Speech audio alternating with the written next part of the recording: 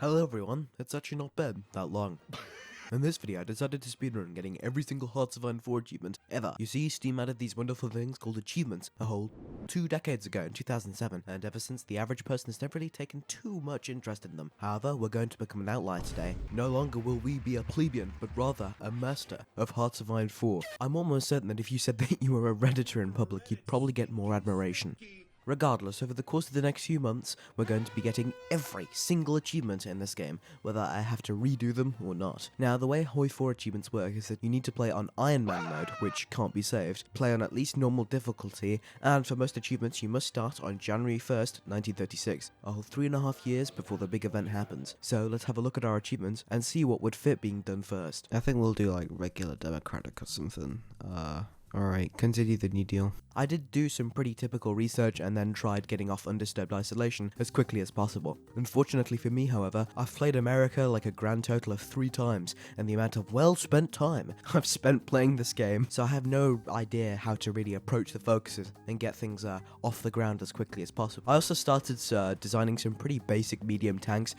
This is like a mid tank, but it'll do honestly. We have like no military XP either.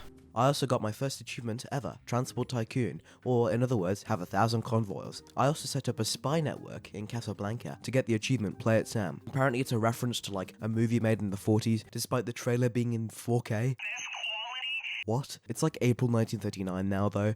Germany has eaten a little bit of Austria, a little bit of Czechoslovakia, and has taken a little piece of Lithuania and is gearing up to ask mum and dad for another slice of cake. I'm sure we all know how this goes though. Wow, war it is. Who could have seen this one coming? And it's a lot quicker too. The Germans are in Paris by December 1939, so a whole 6 months quicker. Denmark is still undefeated though for having the shittest response to an invasion ever in human history. But you know, it is getting pretty close. The British are responding quite quickly though, with them fighting the Italians head-on in Libya and Ethiopia, whilst also invading Albania, which was a pretty terrible idea to be fair. Honestly, if it was up to me, I wouldn't have even provoked the Japanese. Commit all the war crimes you want, Japan, but because we're going democratic, we're not supposed to go invading neighboring countries. What's that? Mexico just nationalized all of their oil and they're turning communist? War! I'm not even joking. They even asked if we wanted compensation and we just flat out responded with a declaration of war. Alright, I just got a pop-up saying that the Mexicans are like nationalizing their oil or something, and we can't stand for that because they might go communist. So we gotta declare war. Bye-bye, Mexico. Bye. Fortunately for me, however, the Mexican army isn't exactly competent, and thus we were able to take advantage of the gaps in their lines and use our infantry to encircle the stubborn ones holding out on the border. About 3 months later, they capitulated, and we set up a friendly government there. But in July, Japan declared war on the Philippines, and we were invited to the Allies a whole week later. Oh shit. As a result, I started shipping out American troops to Europe. I fought off the Italians both at land and sea, and then navally invaded Sicily. However, the British had launched a more successful invasion of Rome, so I brought my entire army over and told the tank force to rush towards the north of the country, where most of the Italian industry is, to cripple them. I also got 2 more achievements. We'll build it in a day and Friend in Need. Probably 2 of the most basic, but hey, we're like 3% there. Italy capitulated to Britain in September 1942, and shortly afterward, Churchill declared war on Vichy France. Fuck. Really? Britain? Making it unnecessary to launch an invasion somewhere in the north of Europe. However, unfortunately for us winning the war and my sanity, Germany sent a rapid response force to sit on the Alps and block my tanks from going past that line. So we went the other way and launched attacks against the Axis in Yugoslavia and southern Austria. December 1942, by the way, not bad. The British put in mass amounts of troops in Yugoslavia though, completely sucking up all of the supply and making it impossible to push. This will be a common occurrence throughout this mental episode of the video. I then launched an invasion of Greece and then got as far as the border with Romania, but then that shit happened again. Allied troops just sit on the border, slurp up all of the supply, and make it impossible for push, thus allowing the Germans to push us back all the way to the sea. Thankfully, I gathered my entire tank force on the outskirts of Marseille to capture the supply hub and port to make it viable to push the badly supplied units around Marseille. Unfortunately for me, however, I lost the footage between November 43 and August 45, as I left it on a hard drive that decided to kill itself in May. Thank you, spinning hard drives. Blah blah blah, who cares? I got another 4 achievements: Arsenal of Democracy, or have 300 military factories as the US, Destroyer of Worlds, or like launch a nuke, and I see everything. Black, are you dumb? Are you getting rude to man? Anyway, Canada is next. There's only a few achievements for Canada, and luckily they're all pretty easy to get. One of the achievements is Brains, and to get it you need to complete this incredibly difficult Send of the Zombies focus. Its requirements are to wait a year and press a button. The second achievement is Canada First, or as Canada, join the Axis. I think you can tell it's been like 8 years since they made any of these achievements, by the way. The third one for Canada is actually pretty hard though. My idea for this achievement, however, was to go fascist, take control of the colonial government, and take what's left of the Canadian economy after a brutal civil war and put it into full wartime production of saddles for cavalry. I'm going to use swarms of cavalry against the high-tech American military and just snake our way to victory. So, let's get on with it.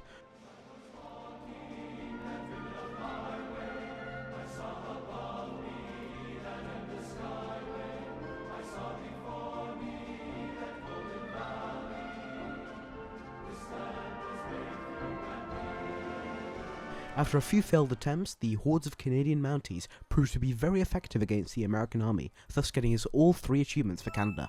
I also read somewhere that South Africa has pretty easy achievements, so I got one that literally just took me 5 minutes. District 9, or as South Africa, have 9 civilian factories in Transvaal. The next nation in the British Empire, Britain itself.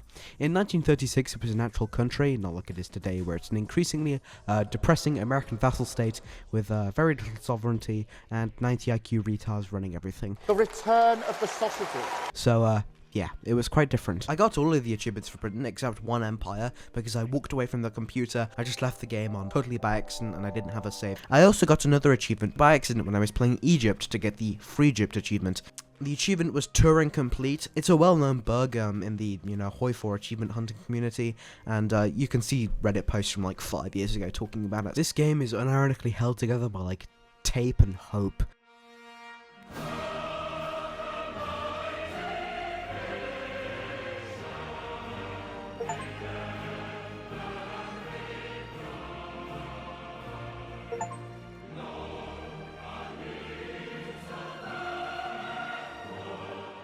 You left-wing leaning parasite. You expect me to sit here and listen to your drivel? Next on our list, the Soviet Union. The Soviets are generally easier to get achievements for because most of them don't require you to get into a civil war to change government type. Civil wars aren't great, obviously, if you want to build a functioning country with a nice military. Kind of important in the World War II strategy game.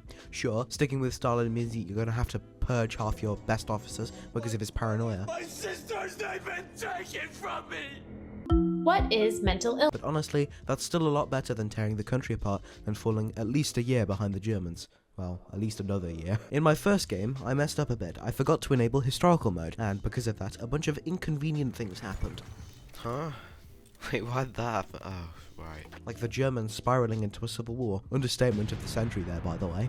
Now, you might think this is a good thing. After all, literally 10 seconds ago, I told you that it's super bad for us. So, why doesn't the same logic apply to their case too, and make us stronger against the Germans? Well, it kind of does, but when the civil war starts, the rebellious government is almost always guaranteed to win, and they can only pick 2 paths, monarchism, A soy beverage is a or become a wholesome chungus democracy. Can't wait to go to war with half the fucking world because Neville over here guarantees literally everyone.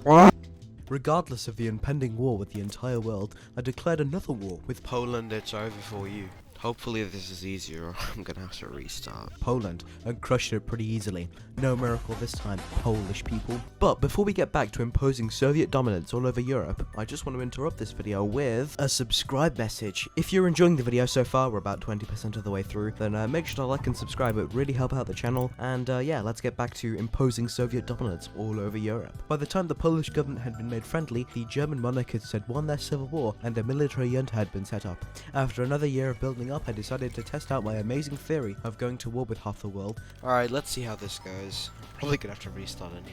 And wouldn't you know, it happened. Whilst breaking through the incredibly weak German lines in Italy, there was a civil conflict, which is actually amazing, as I can get the achievement, the Pope. How many divisions does he have? Basically, occupy Rome as the Soviets, and there's one that's a vice versa.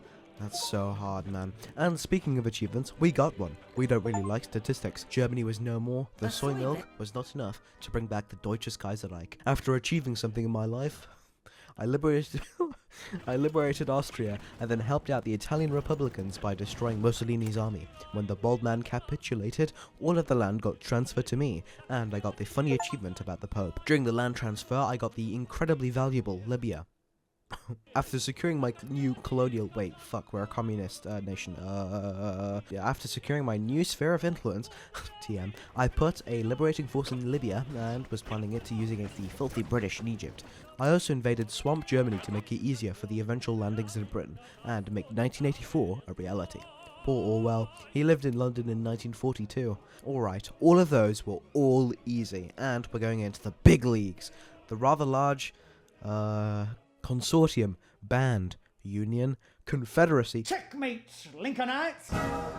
combine, we've gone full circle. The next three achievements I have my eye on are Soviet Onion, haha, very funny paradox. What's next? A Uganda Knuckles meme, Race for Germany, and Not One Step Back.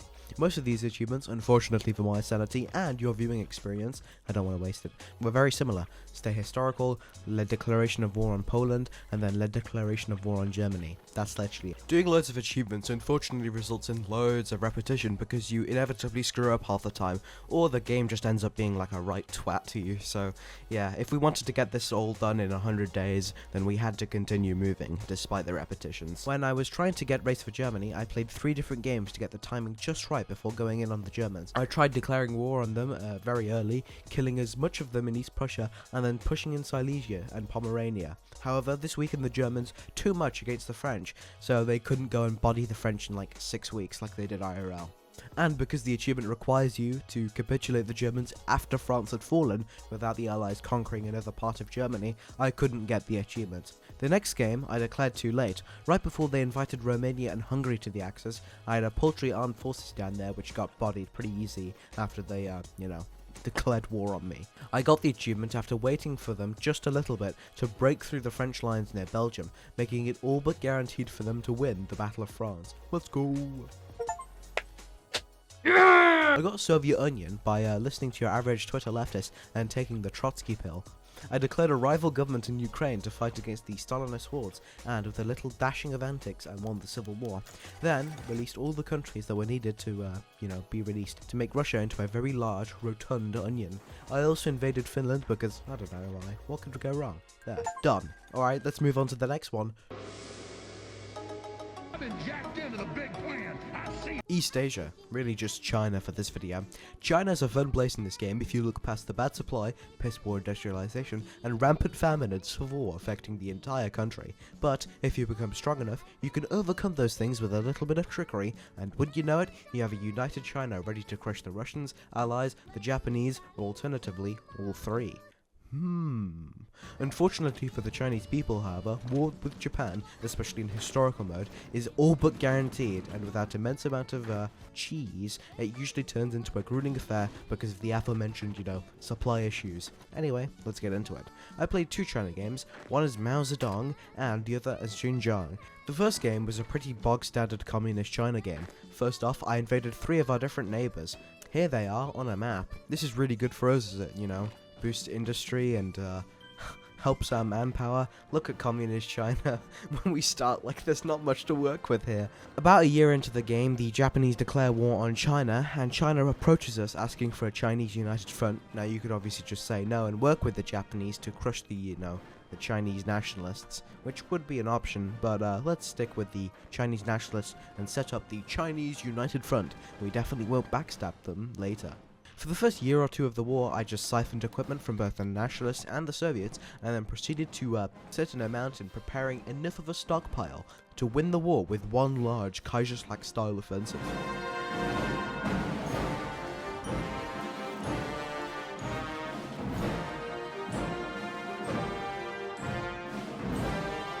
And that's pretty much what I did, more or less, in this campaign. Unfortunately for me, however, after we win the war with Japan, it really wasn't that hard. This dickhead, Chiang Kai-shek, took most of the gains and occupied literally everything that Japan had. So, I got nothing. Well, let's change that. Dude, I'm gonna get all of China for free. Oh my god. And I have allied air and everything. Not even Taiwan can save you anymore, Chiang. I got the achievement. Look, right there. Let's go. Hey, another one. I left the Americans to deal with the Japanese after kicking them off the Asian continent, and sent my forces, hordes of Chinese peasant armies, to Europe and embark on the great destruction of Germany. Look at this though, millions of Chinese troops hurtling towards Berlin. truly a sight to behold. Meanwhile, the Germans and Soviets are fighting in the Ural Mountains, and yeah, the Eastern Front is just a complete shit show. After the peace deal, I got an achievement, totally by accident as well. It's called This Time It'll Stick, basically re-demilitarizing the Rhineland after the war, whilst in a faction with a democratic Britain. After the war against the Soviets, I built up our industry and got the achievement, Made in China, or as China have over 100 military factories. Holy shit, another achievement. Alright then, that's enough of China. Let's go over to the Baltic States. Well, it's been a week, and if we want to get every single achievement in 100 days, how are we doing? Not every single game has been shown for the sake of time, and your sanity by the way, but I usually did countries together, so I wouldn't have to come back to them later.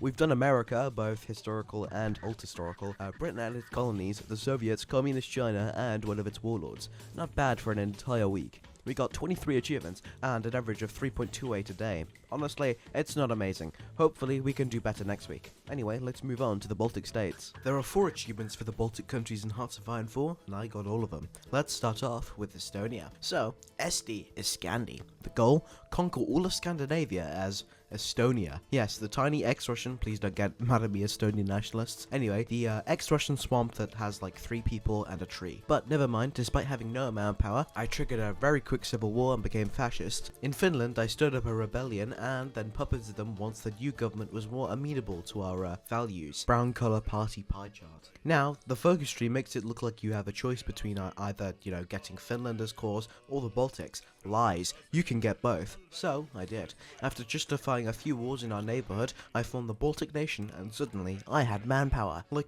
real manpower, and even a few factories. I still don't know what those are, but I had them. After some building up, I declared war on Sweden, and then declared war on Denmark. I didn't even have a chance to land in Copenhagen or any other Danish territory before they surrendered. They unironically surrendered quicker to Estonia than Germany IRL. Like, the war literally lasted 1 hour. Bro, I think that war literally lasted like 1 hour.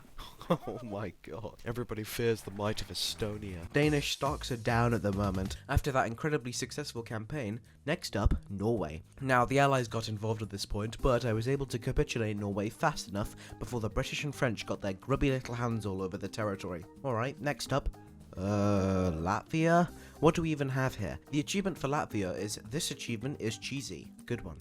I went fascist, became Reichskommissariat Ostland and an ally of Germany, and then justified a war against Sweden and grabbed a little bit of their territory, getting me the achievement.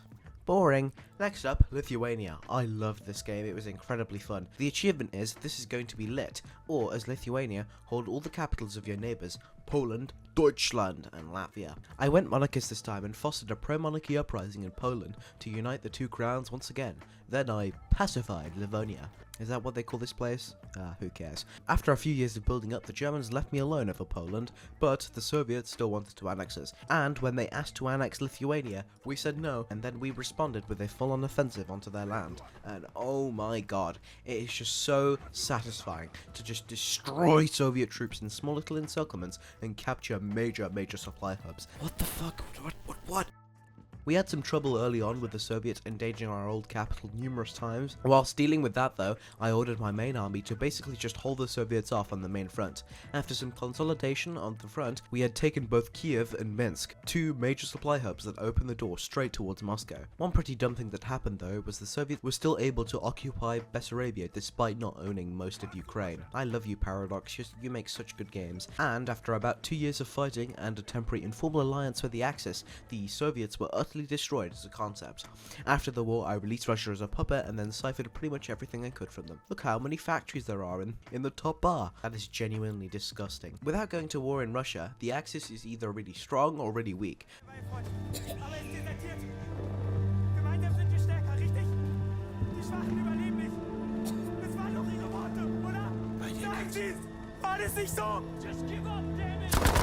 And I was a little worried, admittedly, that they would be ridiculously powerful. Either way, I went to war with Germany and utterly crushed them in about a year, and I finally got the achievement. Is that how you say it, Blady? I say blade, but you can say bladey too. Next up, Scandinavia. These are all pretty boring, and none of the countries except Finland are remotely fun to play because they're so weak, even together, so I'll keep this section a little short.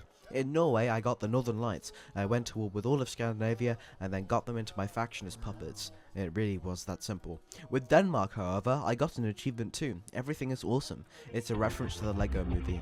Because get it? Lego? Denmark? Basically, you've got to survive as Denmark for the first 5 years of the game and get maximum welfare spending without ever being a puppet or capitulating. Why didn't it go to Ding? What happened?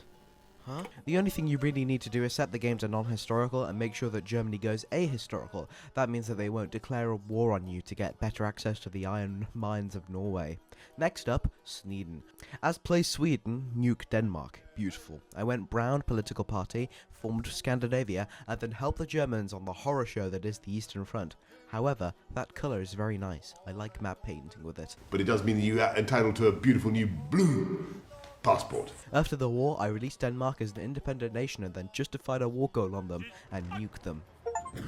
Yippee! Just to convince myself that I hadn't wasted that entire morning. Anyway, that's really it though for Scandinavia and Finland. Now I would like to sing our national anthem. My country it is of thee, Austria-Hungary. Germany, Austria, and Czechoslovakia. I got all of the pre-Gotterdammerung achievements for Germany, but they were all on that, aforementioned hard drive.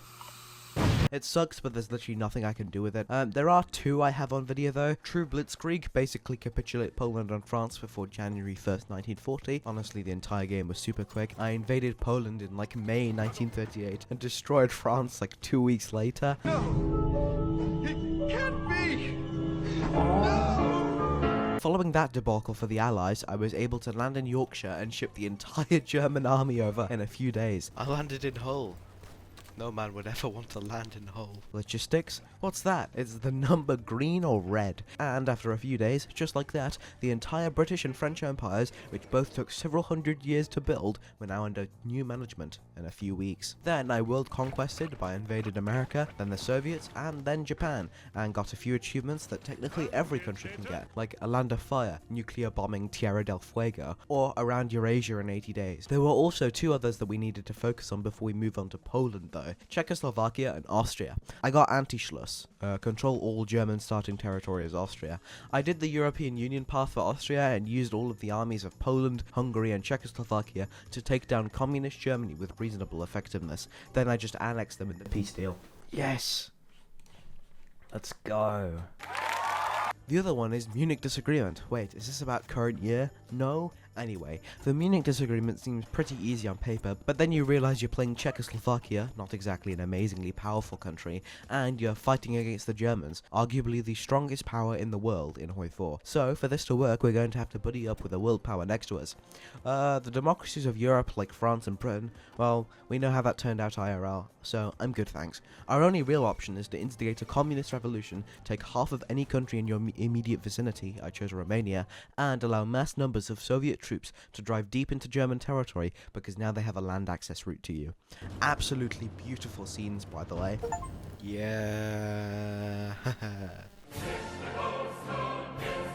Poland! Poland is such a great country in HOI4, amazing focus tree, tons of fun achievements, but 2 of them are absolute pain. I'm talking about Bearer of Artillery and 30 Minutes of Hell. We'll save 30 Minutes of Hell for later. First, let's talk about Poland's achievements. Starting with the Poland Peasant Revolution, normally you play as Poland and have to reform to stop the peasant uprising. It's usually just a focus that you have to do, but this time I was the uprising. And honestly, it was super easy making Poland communist. However, the next game is for Wojtek. Now, who is Wojtek?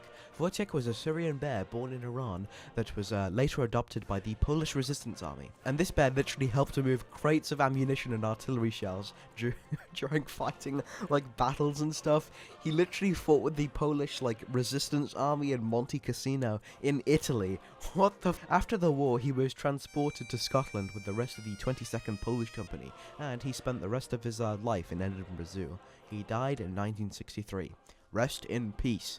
Now, let's make him king. First, I went monarchist. Wait out the other elections for the other kings, like super boring candidates like the Hohenzollerns and the Habsburgs. Sadly, you can't vote for Wojtek yet. Instead, elect Anastasia Romanov, or some Polish woman pretending to be her. Ah, Anastasia Romanov arrives in Poland, huh? god, she looks homeless. She actually just looks like some poor Polish woman. After electing her as our new queen, I expanded the borders of the empire. I ate Lithuania and some of the Baltics, then asked Czechoslovakia for Slovakia, and thus they became Czecho. Boo. For a few months before becoming Reichskommissariat Pohmen und Baren. I then tried getting Yugoslavia diplomatically. They said no, very big mistake on their part. I declared war, and because Romania guarantees Yugoslavia until like late 1940, they got dragged in with them. Luckily for me though, they weren't in a faction, so I crushed Romania first, then went south and deleted Yugoslavia for being rude. In the meantime, Germany asked for Danzig, and I accepted, just so we wouldn't have to deal with them for the moment. The Soviet Union, however, started to knock on my door, and after a pretty long war, I reached the Caucasus Mountains and then declared war on Iran. Germany also got involved and invaded Finland. Thanks for that, guys. Pieces of shit. After taking Moscow, I formed the Slavic Union. Most of my land became Kors. Industry, look at that factory count, holy, through the roof. Once we had captured Azerbaijan and Armenia, we now needed Hamadan in Iran. Why? Because that's where Wojtek was born, so I had to declare war on Iran for it. Also, I needed one province in Italy, Lazio, Abruzzo, or Tuscany, and of course, Italy was losing so badly that I had to declare war on the Axis just to finish off the job. The war in Europe ended, but Italy split because of the civil war mechanics that now happens every single game, so I couldn't get the province in the peace deal. I then declared war on the Allies in 1947. Oh, my Hecarino's an achievement. And it was brutal. France was just gone, but eventually, Italy fell, and I finally got the event. Wojtek never drops a crate. Ah, there's the pop-up. Wojtek never drops a crate. Okay, let's hire him as our general. Hey, we got it, let's go. Bear of artillery. Private Wojtek has proven himself a uniquely valuable member of our supply lines. Even under fire, he never dropped a crate. He's getting promoted. Look at him, glorious. After a little wait, we finally get the event, the fate of Anastasia Romanov. Our spies found NKVD archives revealing that Anastasia and the rest of the Romanov family were executed in 1918, meaning that Anastasia is not really who she says she is. Shocker. We then get the option to crown Wojtek as leader of the Slavs. What's more Slavic than having a bear lead your country? He's super OP, by the way. I also did a Habsburg Poland playthrough and got 2 achievements. Habsburgs everywhere. Have another country led by a Habsburg in your faction, and no more partitions. As Poland, be independent and ensure that Germany and the USSR are either both in your faction or don't exist. Pretty easy, all things considered. You're not European. You are white. White. You gypsy, brown. You are weak sperm. You are weak sperm. This is the strong sperm. This is the Greek god. Okay, Greek god. Next up, the entire Balkans, including Hungary and East Greece. I can't go to Turkey anymore. I'm actually just gonna get killed. Let's start off with Hungary though. I played 3 games, one for Austria-Hungary, one for Fascist Hungary, and one for Communist Hungary. Austria-Hungary was the easiest out of all 3, and just required building a battleship with Horthy as a naval commander. The second one, however, is a little trickier, as Fascist Hungary, where you have to get the achievement, the Great Hunger. Or as Hungary, proclaim Greater Greece and control all of your former lands, namely Slovakia, Transylvania, this, 70% of Croatia, and most crucially, Burgerland. I then built up my army and begged Romania to give me half of their country, and Romania folded and gave me all of that juicy land, giving me decisions to core it. Masterful gambit from your boy. Ferenc? I also joined the Axis officially before Germany annexed Austria, and just before then, I asked Austria for the very important state of Burgenland. They then folded before getting annexed by the Germans like a week later. Wait, what the f happened? Oh, I got it. Let's go. Next up, the Czechs. I asked them for South Slovakia, this little sliver of territory, and they accepted. But when I asked them for the rest of Slovakia, they declined. This is a serious issue, as I only had a limited amount of time before Germany did their Vienna Awards in their focus tree, which sure would give me Carpathian Ruthenia here, but not all of Slovakia, which was needed for the run. Without it, I'd have to ask for it later from the Germans, and they usually say no, so I had to declare war. I performed alright in the war. That's really not good. Thing is, if I call the Germans in, we'll win, but will I get my land? And took over most of Slovakia, but made the mistake of inviting Germany to the war, and they took Western Slovakia from me for no reason. Germany!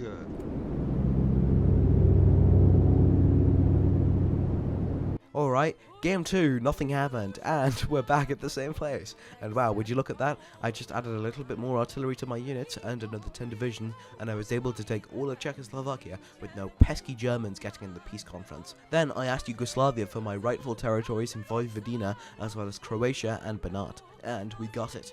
Let's go.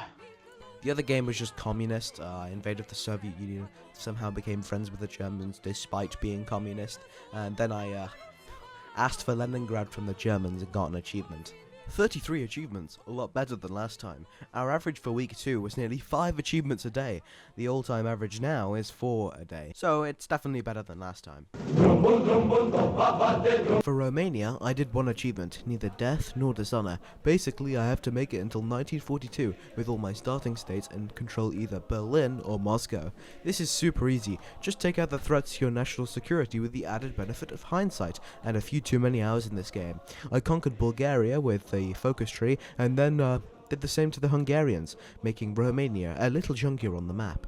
The only other country left that remotely threatens our national security is the Soviets over Bessarabia. However, the Germans go to war with them anyway, and with me being in the Axis, I could just call in the Germans if the Soviets go in for Bessarabia. I always do, by the way. Oh my god. I was gonna be so mad. This game is pretty fun, but onward to Greece. There are so many Greek achievements, and I got all of them. Let's go. First up, this is madness, as Greece fulfill the Megali idea, Big Greece, and then form Greater Greece. What makes this game frustrating is that I was going for the Byzantine Empire formable, but I just wasn't able to. So, I did the next best thing. Greece, in general, is a pretty shitty country to play, if I'm being honest. Industrially, it's almost as miserable as Ethiopia. It sucks, but with some conquering and some begging for factories from other powers in Europe, with some increase in diplomatic relations, at least you're able to have a game. I think it's particularly funny that the focus for that is called Bedrock of Balkan Financial Stability. After some brown ideology lobbying, the fascists get in control of Greece, and I eventually declare war on Turkey in 1939, and I only have 24 divisions. Uh-oh. Safe to say that it was a pretty much massive failure for like the 5 different times I tried doing it, but let's skip all of those attempts. Despite being, fascist, I somehow wormed my way into the Allies, and I was able to use every single Allied soldier, mostly Frenchmen, to liberate Anatolia from the Turks, and with some very patient waiting, the Allies pushed the Axis out of Greece, and the Turkish government was exiled to Crete. I invaded them navally and then completely destroyed Turkey. The Allies were in Berlin by like March 1942, and after some begging to Churchill, I was able to form Hellas and get the achievement, as well as Istanbul is Constantinople again, and Freedom or Death, as Greece occupy Albania whilst being at war with Italy. I also got Hellenic Civility, which is pretty easy with some cheesing of the AI. I just played a new game, disbanded all my units, and then did the simple trick of deploying like 2 cavalry divisions to race down their VPs right after, declaring the civil war. It took me like 5 minutes, I'm not even joking. I also got Byzantium in another game too, but there were like 50 different attempts, so I'm just gonna do a little compilation. Cream levels of retardation going on here. They won't give me the state. I'm gonna core everything. They won't give me the state. I'm actually gonna have to restart because Italy won't give me this damn province. Hey, we finally got the achievement. It's like after the 50th attempt as well. I'm on my way. Turkey! I got One Nation Under Ataturk Indivisible. This is pretty easy. I just provoked a Kurdish uprising and then retreated to Ankara before destroying the Wait, this sounds a little too real. After that, I went down the Ottoman path of the focus tree, had another civil war, and I was able to proclaim the Ottoman Sultanate. That's pretty much all the achievements I got for Turkey. But let's now move on to Italy. Italy. I did 1 absolute mega campaign as the Pope that formed the Imperium Romanum. The entire game was ridiculous. By the end of it, like, Norway was a major power. There were also some other achievements too, like at least they run on time, as Fasci Italy have maxed level railways in all your core states. I also became Communist Italy and saved Gramsci from death and made him the leader of Italy to get another achievement. For the communist game, I retreated from Ethiopia, thus unlocking the focus, the Abyssinia fiasco. This will breed tons of radicalism, like Victoria 2. The plan was to overthrow Mussolini and then use paratroopers to take down France and Britain. I also took Austria earlier with them too and got the achievement Nothing Personal, Adolf.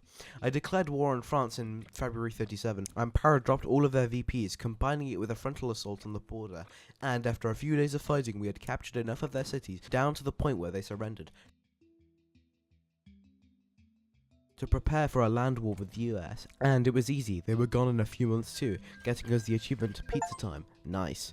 After going to war with Germany, I had a whopping 2,000 factories before declaring war on the pesky Russians, and it was so ridiculously easy. And after about a year of fighting, the Russians folded and I captured Moscow, getting us the achievement Collect All the Romes. No! It can't be!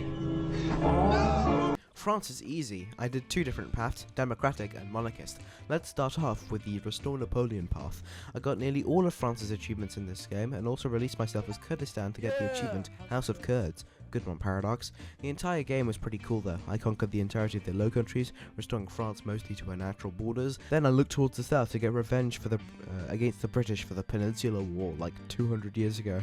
Yeah, they fell ridiculously quickly. Surprisingly enough, if you don't have France immediately surrender, they can get really strong.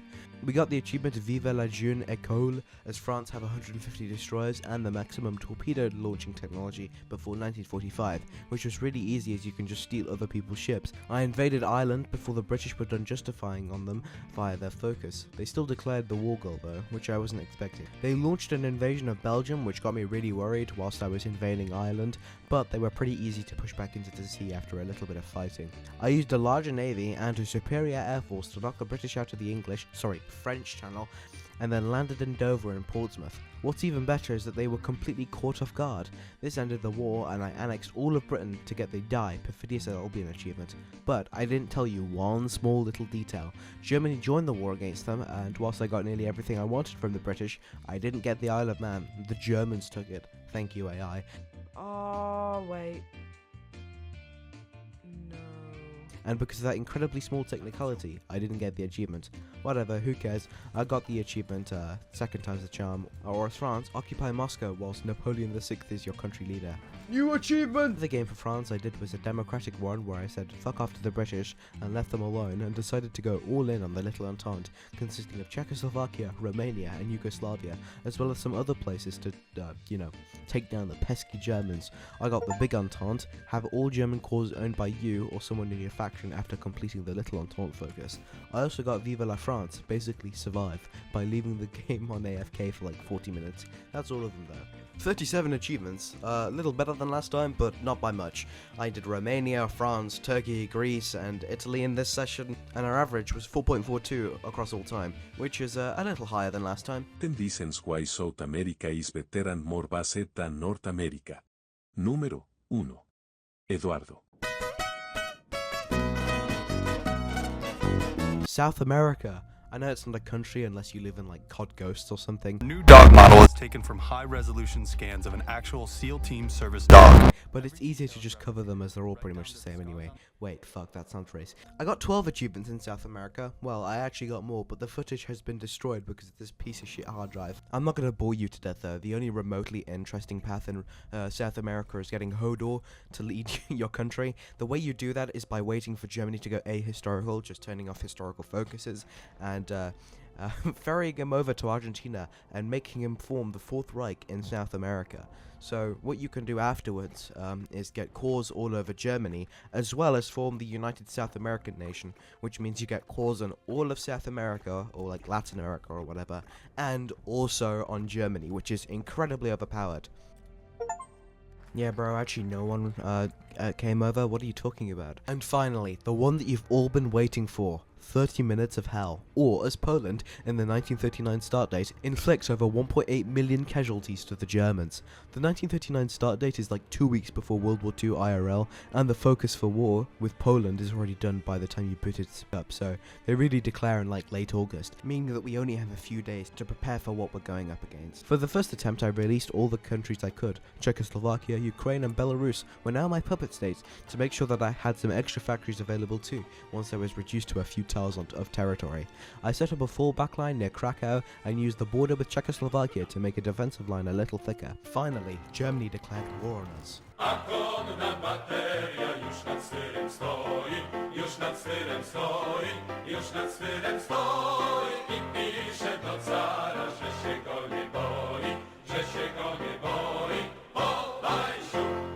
And with the entire German army bombing Krakow into the dust, we capitulated. 2 months though, so we lasted a whole month longer than in real life. I tried this a few more times before landing on a super cool, good idea by a guy called Hatless Spider. He thought of a new method for this achievement, basically hold out as long as possible before intentionally capitulating and shipping all of the Polish army's equipment to a friendly nation. But before the shipment arrives, cancel it and then you have the entire equipment stocks of the Polish army in your reserves again. So all of that equipment the Germans were hoping to get just got teleported. Balanced game. I asked Churchill for Somalia, and now the new capital of the Polish state was Mogadishu. By making some special units with tank battalions in them, and by going down the focus tree and upgrading our intelligence agency, I was able to trigger the Warsaw Uprising right in the middle of Germany's assault in Ukraine on the Soviet Union. After it triggered, the entire Polish state, like the pre-war borders, excluding Katowice, revolted to Poland. I ordered my 3 armies to form a defensive wall using the forests, as well as the Vistula and Oder rivers. We were so well equipped, and after deploying another full army, and after a counterattack by the Germans, we had crossed 900k casualties. Halfway there, after some scary close calls and nearly losing everything, by March 1943, we had done it. Let's go! Oh my god, this was so stressful, man. Oh my god. Oh, finally. 1.8 million Germans in the ground. Now that's all of them, folks. That's all of the achievements in Hearts of Iron 4. See? Look at them right here. See? I've done all of them. Right? I've done all of them. Wait, 45%? Oh no.